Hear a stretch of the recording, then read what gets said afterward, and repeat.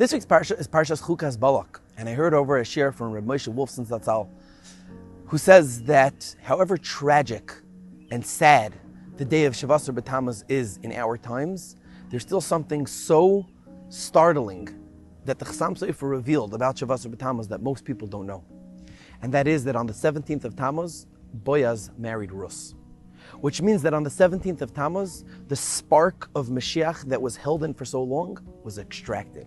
And interestingly enough, we always read, or at least most years, read the Parsha of Balak right before Shavasar B'Tammuz. Because the spark of Mashiach that had to be extracted came about through Balak. How so? Balak knew that he was that klipa, he was that shell that was holding in that spark of Mashiach, and he didn't want to let it go. He didn't want Klal Yisrael to have Mashiach. He hired Bilam because he was afraid. The Pasuk says he was afraid of the nation of Klal Yisrael, ki ravhu, because they were great.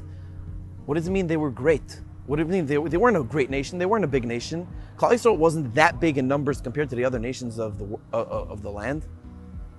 They weren't so big. So what does it mean, ki ravhu? Says Rav Moshe Wolfson Zatzal, Rav is Reish Beis, Rus Boaz. He was afraid of the spark of Mashiach coming out through Rus and Boaz from him. He was an ancestor of Rus, and he didn't want that to come through him. He didn't want that Rus should get married and have David HaMelech and Melech HaMashiach. So what did he do? He hired Bilam and he said, Ora li esa'am, go curse for me this nation. And Rav Moshe Wolfson explains, it doesn't mean Ora li esa'am, curse them for me. Orali, curse that part of me, Esa'am, that's in that nation. Curse that part of me that's connected to Klal Yisrael, that has that spark of Mashiach inside me. Curse it out of me. And he knew that anyone who cursed Klal Yisrael would be forbidden, because Moav went to war against Klal Yisrael and did such terrible things to them. The Torah says you're not allowed to marry a Moavi. But his plan backfired because he didn't realize that Boaz would make the drasha of Moavi v'lo Moavis.